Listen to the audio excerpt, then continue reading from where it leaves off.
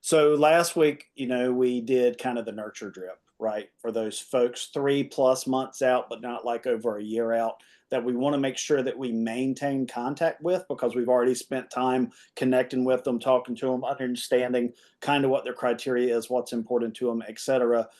One of the biggest wastes of time in real estate is when you do that with somebody, but then you get busy doing other stuff. You don't make the appropriate reminder, you don't follow back up with them, and then that effort is gone, right?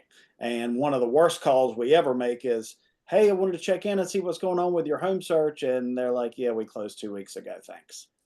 But, more often than not, that's because we didn't do a good job following up. So that was the whole reason we added the nurture auto track last week. And really, it was just instead of really providing content because we all agreed it's so specific to everyone's situation, it was more or less some reminders to, hey, don't forget to follow up with these people and kind of be nimble on your toes on what you're following up with. Make sure that you're leaving notes, etc.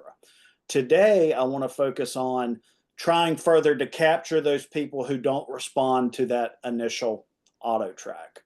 And I had a call yesterday with Krista. It was kind of my last onboarding call. Now I'm moving over to our full-time representative, and she says that our email deliverability has gone up exponentially.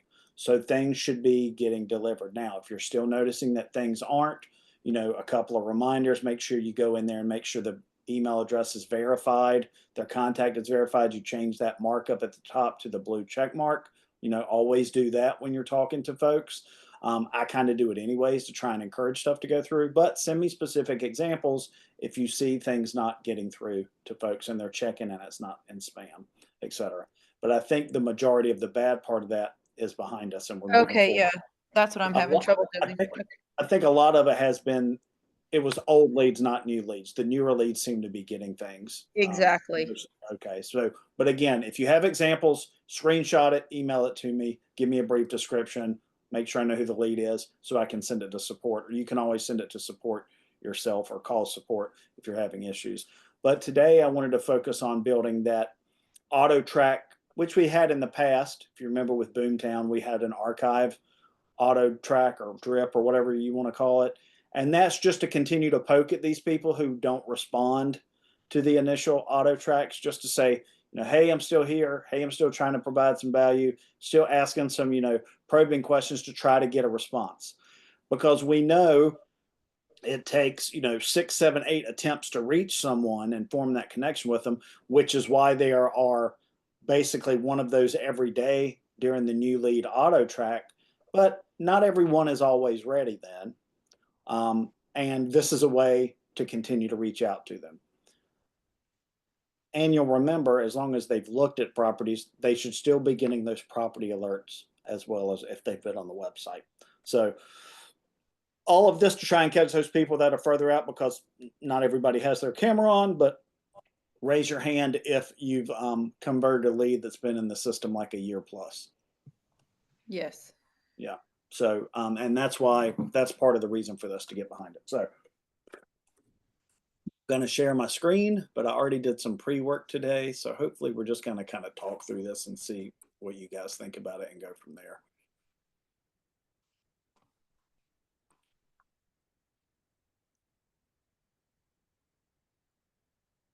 Can you guys see my screen okay?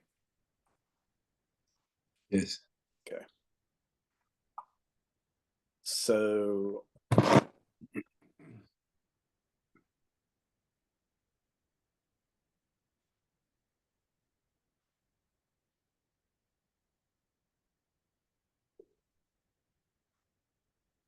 this is going to be the one that we're going to use for the non-contacted leads. It's really just going to be aimed at, buyers. We can maybe look at doing sellers later, but for now, we're just going to focus on buyers. So I went to our friend ChatGPT to get some insights on some thoughts for an archive drip or a reach out drip. And you can see up at the top, this is the prompt that I gave them. Basically, a combination of email and text automated messages to leads who have registered on our site but haven't responded after our initial outreach. I said a 3-month period. one text and one email per week to inquire about the status of their home search. Provide value about the home buying process, prompt response by asking different questions about their plan to buy along the way. So just kind of to walk through this, they preface it with a weekly schedule: text, quick, engaging, conversational; email, informative, slightly longer, a little more value driven. So kind of the concept behind it is topics by week. Building connection. Are you still looking? Let me know if I can assist. Text, short to the point, right? Losing you there, And Doug. we can change this too. I always like to include names in the subject, which I will do that for emails, our contact information in the text, as well as the email, like signatures, et cetera, so they know who it's coming from. But email is still in the market. Hey, I noticed you signed up on our website but haven't had a chance to connect. Specific neighborhoods, et cetera, home styles. Love to help. Week 2, see any homes that caught your eye. Ideally, they're getting the properties right, so they're looking at them, et cetera. I didn't include any calls in this because we didn't have calls in the archive drips before. Basically, we hammered at them, right? We went after them.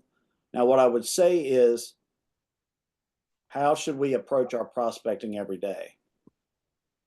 Our conversations inbox, right? Whose activity do we need to take a look at?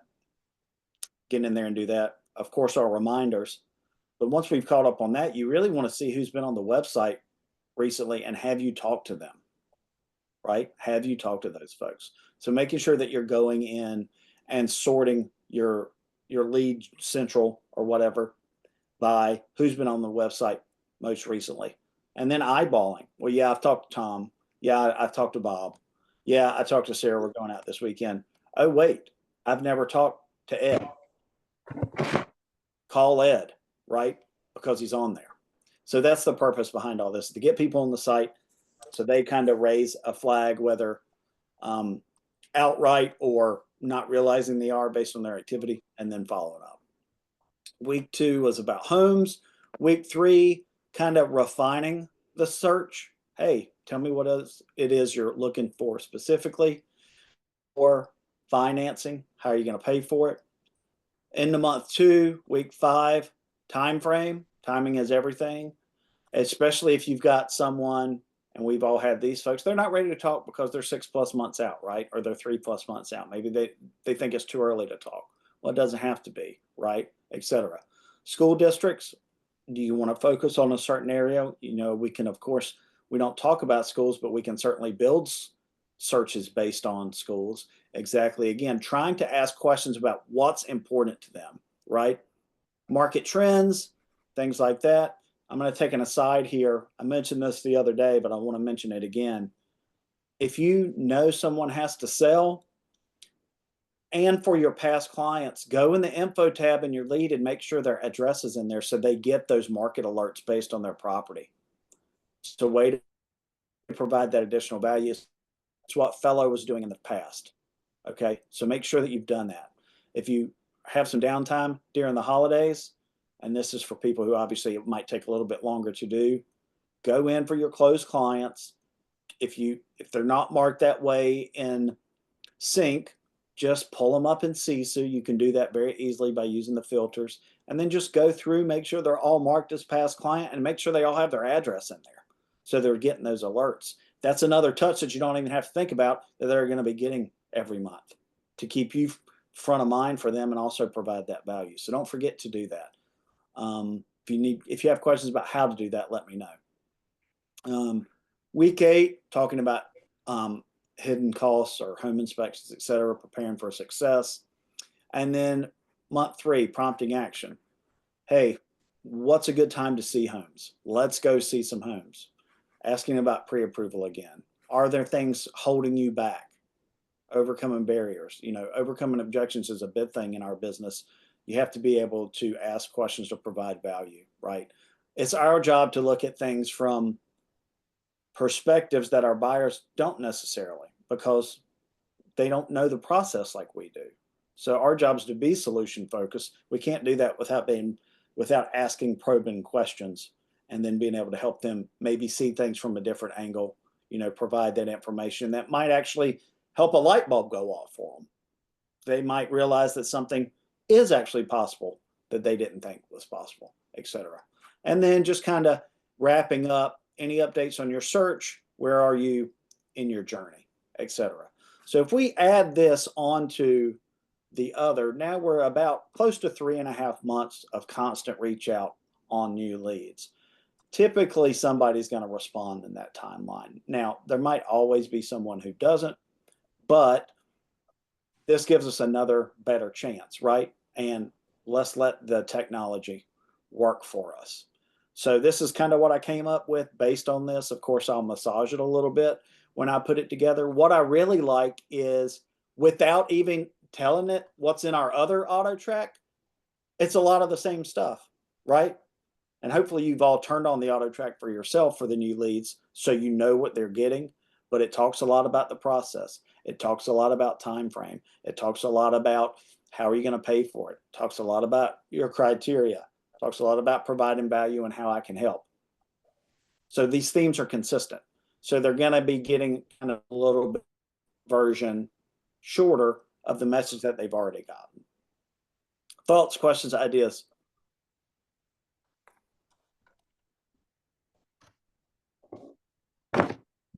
No, it makes sense, Doug. Don't make sense what you're saying. Anybody else? I think this is a helpful way to get people re-engaged, maybe that have been on the site for a while that we weren't able to connect with before. Would you put this on, I mean, people who are in like Hot Watch and Nurture, we have a Nurture drip and stuff, but would you put this for anybody who you haven't been able to connect with? Yes, and that's Orally? what, once I build it, I will set it up so when the new buyer auto track ends, it transitions directly to this Okay.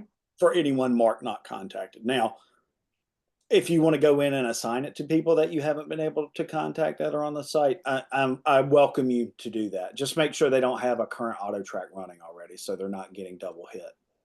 Right. Okay. How do we feel about the length of this, the 2 per week? Too much? Not enough? For attempted contact, I think 2 a week is perfect. Yeah. I think more would be too much, and any less, I think it's easy to ignore. So Yeah, Right. that's pretty good. On average, you think- have some that want more, somewhat want less, but that's a good average. I think you need to inundate them enough where they either respond or tell you to piss off. Mhm. Yeah. And hopefully most people are going to do that during that first 9 days, right? Because ideally, if everybody's keeping up with their calls, they're getting 3 hits a day. That's a lot, but Yeah. that's intentional. So this is just And Doug, just to clarify, the emails kind of that to are, back that up a little bit. So it's no them. You're breaking up, Doug. Go ahead, Ellen.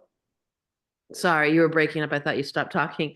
The question I had is the emails that are in this journey, they are automated, or the reminder comes up for us and then we pull it out of the templates? There'll be no reminders associated with this. This is completely hands-off. Fantastic. Thank you.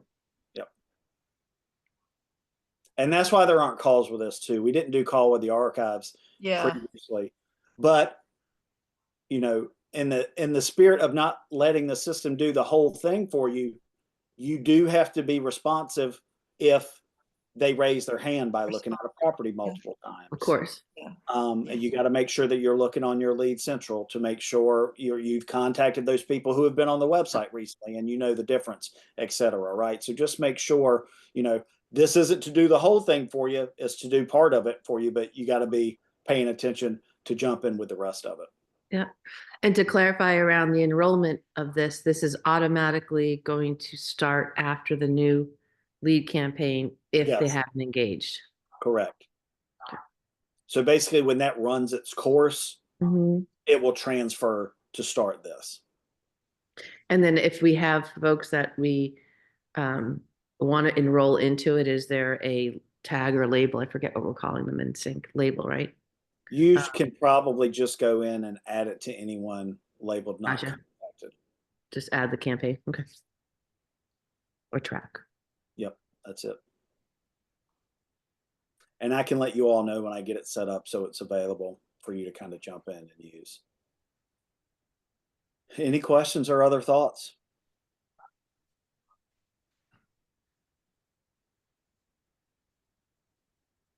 Well, that's great. I'm glad we're all in such agreement. That makes it so easy. All right. Well, I will stop sharing the screen then, and I will stop recording. Let me just find the right button.